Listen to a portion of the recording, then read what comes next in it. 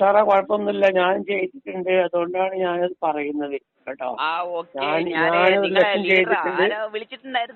അതെ, നമ്മൾ ലീഡർ, അദ്ദേഹം 20 വർഷമായി മെഡിക്കൽ റിപ്പോർട്ടറിലെ ആളായിരുന്നു.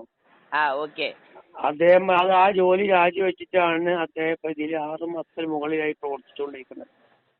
അപ്പൊ നമുക്ക് ഞാൻ പറഞ്ഞു ഒരു പൈസ അയക്കേണ്ട കാര്യങ്ങളെല്ലാം പറഞ്ഞു. ഞാൻ നിങ്ങൾക്ക് കമ്പനിന്റെ 5 അക്കൗണ്ട് വിട്ടിട്ടുണ്ട്.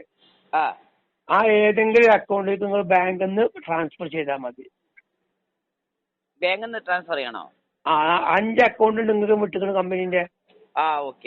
അത് സ്കാനറിൽ 1 ലക്ഷം പോവുള്ളൂ. സ്കാനറിൽ 1 ലക്ഷം പോവും. ഞാൻ നിങ്ങൾക്ക് സ്കാനറും വിട്ടിട്ടുണ്ട്. അതെ, കണ്ടു സ്കാനിങ് വിട്ടു. അപ്പൊ സ്കാനറിൽ നമുക്ക് 1 ലക്ഷം ട്രാൻസ്ഫർ ചെയ്യാൻ കഴിയുള്ളൂ.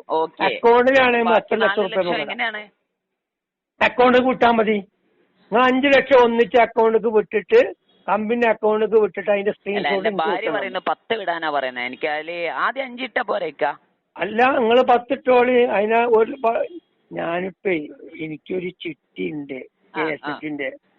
ആ KSFന്റെ ചിട്ടി വിളിച്ച് ഞാൻ 10 ലക്ഷം ഇടാനുള്ള പരിപാടിയിലാണ്. ഞങ്ങളുടെ ഹക്ക് പറയാം, പഠിച്ചവരാണ് ഈ നേര്. ഞാൻ ഇന്നലൊക്കെ നബിദിനത്തിൽ അള്ളാഹുവോട് നല്ലോണം പ്രാർത്ഥിച്ചിട്ടുണ്ട്. അല്ല, നിങ്ങൾ എന്നോട് പറയണ്ടല്ലോ, എന്റെ പേര് അസ്കർ എന്നാ നിങ്ങൾക്ക് അറിയാലോ. അതെ, അപ്പൊ ഞാൻ അള്ളാഹിനെ പിടിച്ചിട്ട് നിങ്ങൾ സത്യം പറയാണ്, ഞാനിപ്പം എന്റെ ഒരു ചിട്ടി വിളിച്ചിട്ട് അതിൽ 10 ലക്ഷം ഇടാനുള്ള പരിപാടിയിലാണ്. ഇനി നമുക്ക് സാറേ വലിയ ജോലിയും ചെയ്ത് മുന്നോട്ട് പോകാൻ കഴിയില്ല. ഇല്ലപ്പാ, എനിക്ക് കഴിയൂല, നമുക്ക് പ്രായമല്ലേ. അതെ, ഞാൻ പറഞ്ഞതുകൊണ്ടാണ്. അപ്പൊ നിങ്ങൾ 10 ലക്ഷത്തിൽ ബാങ്കിൽ പോയി ട്രാൻസ്ഫർ ചെയ്താൽ മതി. അല്ല, ഇന്ന് ബാങ്ക് തുറക്കുവോ? ഉണ്ടല്ലോ, ബാങ്ക് ഉണ്ടല്ലോ. ഉണ്ട്. ബാങ്കുണ്ട്. നിങ്ങള് ബാങ്ക് പോയിട്ട് ഈ അക്കൗണ്ട് കാണിച്ചു കൊടുത്താൽ മതി. ആയിക്കോട്ടെ. അവരോട് RTGS ചെയ്യാൻ പറഞ്ഞു. RTGS കേട്ടോ. അപ്പൊ ചെയ്തു. എന്നിട്ട് നിങ്ങൾ എന്നിട്ട് നിങ്ങൾ ആ പൈസ ട്രാൻസ്ഫർ ചെയ്തിട്ട് RTGS ചെയ്യുമ്പോ അവരൊരു സ്ലിപ്പ് എഴുതി തരും. അതിൽ അവരോട് ഫോർവേഡ് ചെയ്യണോ? എന്താ അത് നിങ്ങൾ എന്ത് ചെയ്യാ, പൈസ അയച്ചിട്ട് നിങ്ങൾ അതിന്റെ സ്ക്രീൻഷോട്ട് ഇങ്ങ് വിട്ടരണം. ആയിക്കോട്ടെ, ശരി കേട്ടോ. ഓക്കെ സാർ, ഞങ്ങൾ ചെയ്തോളൂ. ഇൻഷാല്ലാ ഖൈറും ബർക്കത്തും ചെയ്യട്ടെ. ഇൻഷാല്ലാ. അസ്സലാമു അലൈക്കും. അത് വേണ്ട, സമയമായില്ലല്ലോ. ബാങ്ക് ക്ലോസ് ചെയ്യാൻ 3:30 മണി വരെ ടൈം ഉണ്ടല്ലോ.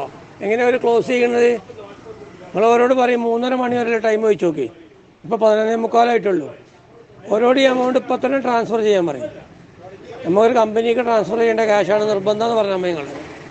ഇല്ലെങ്കിൽ നിങ്ങൾ ഫോൺ ചെയ്ത് അവർക്ക് ഫോൺ കൊടുക്കുക, ഞാൻ സംസാരിച്ചോളാം. 3:30 മണി വരെയാണ് ബാങ്കിൻ്റെ ടൈം. നിങ്ങളൊന്ന് കണിശമായി പറഞ്ഞാൽ മതി. അല്ലെങ്കിൽ നിങ്ങൾ ബാങ്കിന് മാനേജറെ കയറി കണ്ടല്ലേ, മാനേജർ ഉണ്ടാവും. മാനേജർ ആരാ ചോദിച്ചു നോക്കാം. മാനേജർ ക്ലാസ് വെച്ച റൂമിലുണ്ടാവും, അവിടെ പോയി കണ്ടല്ലേ.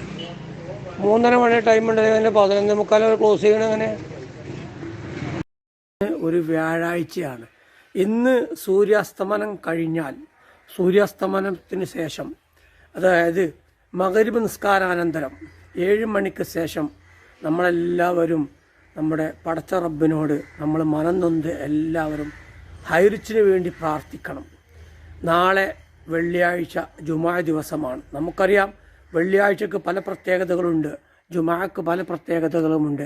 ജുമാ ദിവസം കൊണ്ട് തന്നെ, ജുമാ ദിവസത്തിൻ്റെ ആ പ്രത്യേക ദിവസത്തിൻ്റെ ഐശ്വര്യം കൊണ്ട്, ബർക്കത്ത് കൊണ്ട് നമ്മുടെ പല ഉദ്ദേശങ്ങളും നമുക്ക് നിറവേറി കിട്ടാൻ ഏറ്റവും എഴുതി വെച്ചോ.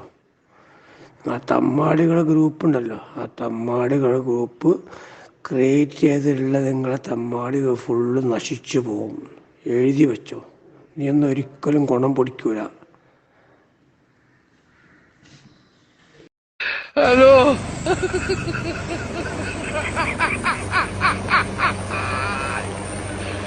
Hola, Carlos.